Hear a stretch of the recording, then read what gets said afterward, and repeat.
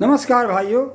आज मैं आपको एक ऐसे भारत की शख्सियत से मिलाने जा रहा हूं जो 2 बार वाइस चांसलर रह चुके हैं, एक रांची विश्वविद्यालय के और बनारस के काशी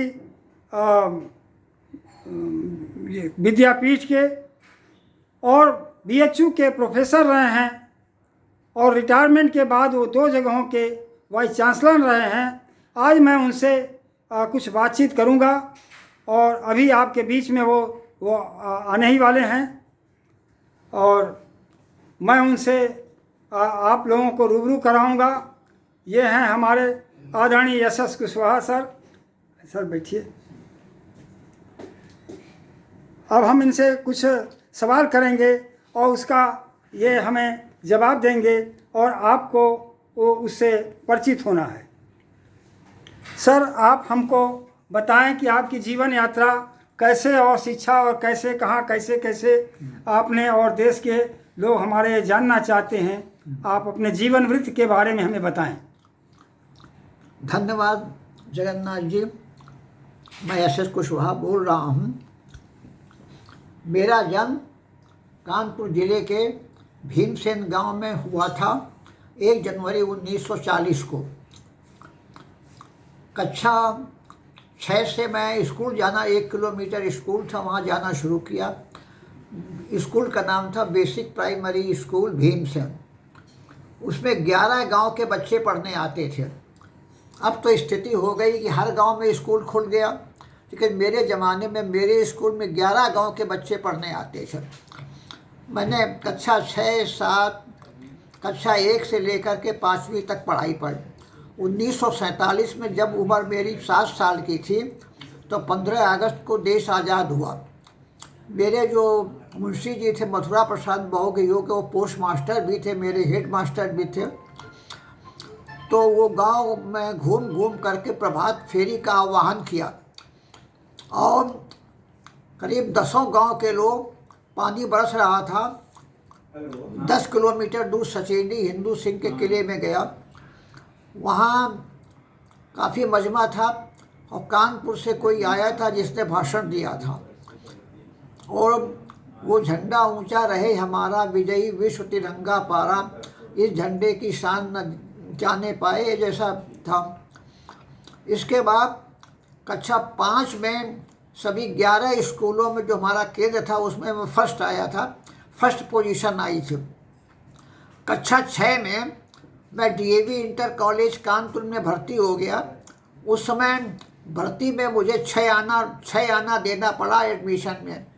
आज की शिक्षा तो बहुत महंगी है, 10-10 हज़ार, 20 हज़ार, लेकिन उन्हें केवल 6 आना में एडमिशन मेरा हो गया। और मैं 3 बजे सुबह उठता था, 4 बजे 1 किलोमीटर दूर ट्रेन आ जाती थी साबरमती एक्सप्रेस, उससे मैं कानपुर जाता था।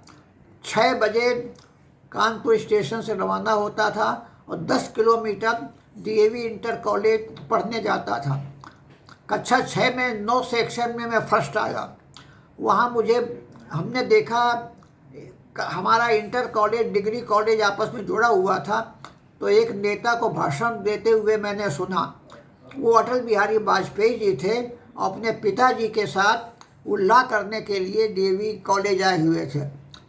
मैं कक्षा 6 में 9 सेक्शन से फर्स्ट आया, 10 में फर्स्ट आया, और 10 में ऑल यूपी में मेरी 16वीं पोजीशन थी, मुझे स्कॉलरशिप मिला। एक बार की घटना याद है मुझे कि सवेरे वाली गाड़ी छूट गई और हमारा एक्स्ट्रा क्लास था, तो 22 किलोमीटर, मेरी उम्र उसमें 14 साल की थी, 3 नदियां पार करते हुए मैं 22 किलोमीटर चल करके इंटर कॉलेज में गया। मेरे टीचर ने मुझे बहुत शाबाशी दी। और इसके बाद हाई स्कूल में फर्स्ट आया, इंटर में यूपी में 12वीं पोजीशन थी, बीएससी में आगरा यूनिवर्सिटी में मेरी 3rd पोजीशन थी, एमएससी में 3 पोजीशन में फर्स्ट आया, और 22 साल की उम्र में मैं डीएवी डिग्री कॉलेज में लेक्चरर लग गया। उसमें मुझे तनख्वाह 250 रुपया मिलती थी। मैं 10 रुपये का नोट दे के एक बाबा तुलसी राम थे, उनके पास जाता था तो 1 किलो काजू 1 किलो पिस्ता दे देते थे।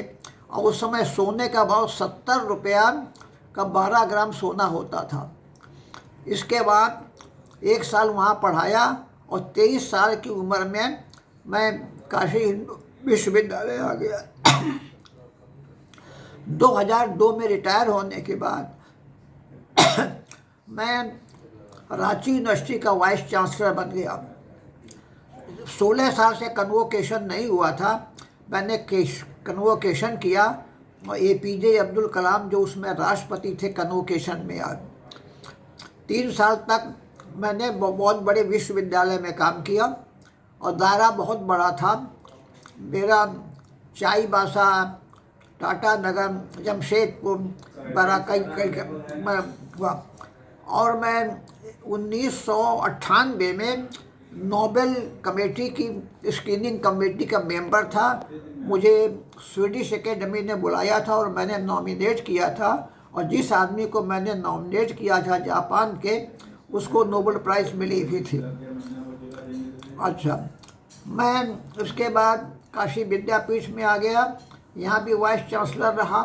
और कन्वोकेशन में T राजेश्वर राव हमारे गवर्नर थे, वो आए, और जिनके अंडर में BHU में मैंने PhD के लिए अप्लाई किया था, पद्म विभूषण AR वर्मा, वो कन्वोकेशन में आ।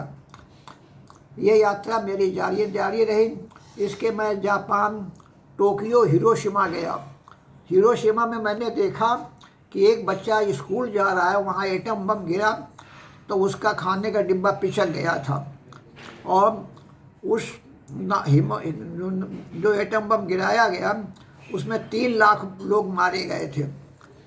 इसके बाद मैं इटली के रोम में गया, वेनिस में गया, वेटिकन में गया।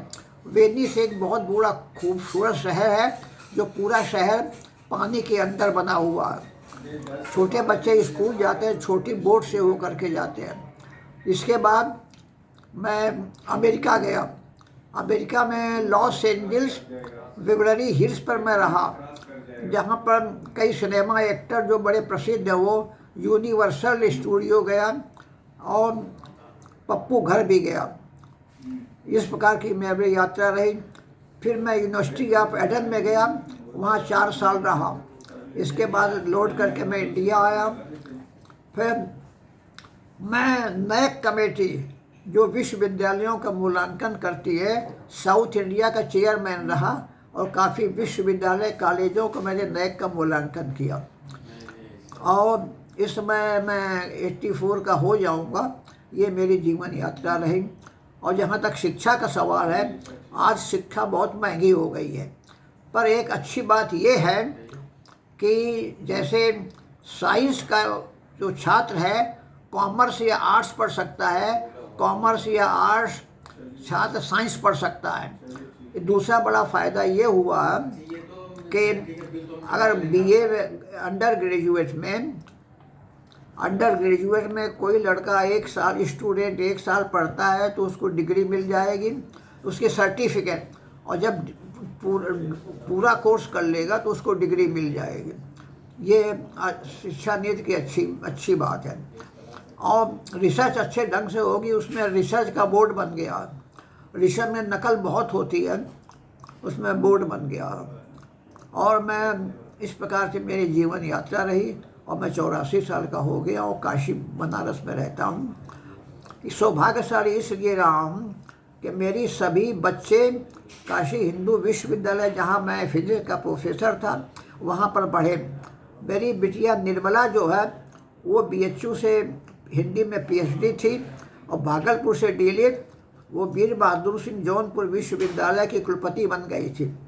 मेरा बेटा साकेत कुशवाहा जो गांव भीमसेन में रहते थे, तो कूड़ा करकट गोबर उठाना, खेतों में डालना, और पढ़ लिख करके BHU से उन्होंने PhD की।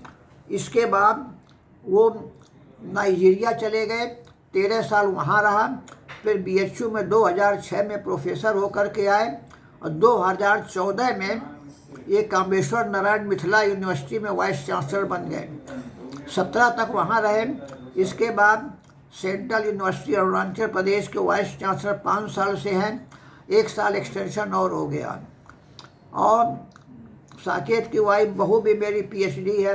मेरे लगभग सब बच्चे पीएचडी हैं। मेरा एक ग्रैंड सन जो है नीदरलैंड से जो है वो पीएचडी आर्किटेक्चर में उसने डिग्री हासिल की। मेरा बेटा अनुराग जो रियल इस्टेट में है, हमारी कंपनी में 200 कर्मचारी काम करते हैं और मेरे बच्चे अनुराग का ही पौरस है। ये भी गांव में ही कूड़ा उठाते थे। हमारे बच्चे भी बहुत होनहार निकले। हमारी बिटिया उर्मिला दुर्ग में रहती है, वो भी सोशियोलॉजी में पीएचडी है। दामाद हमारा कंजर्वेटर ऑफ फॉरेस्ट है।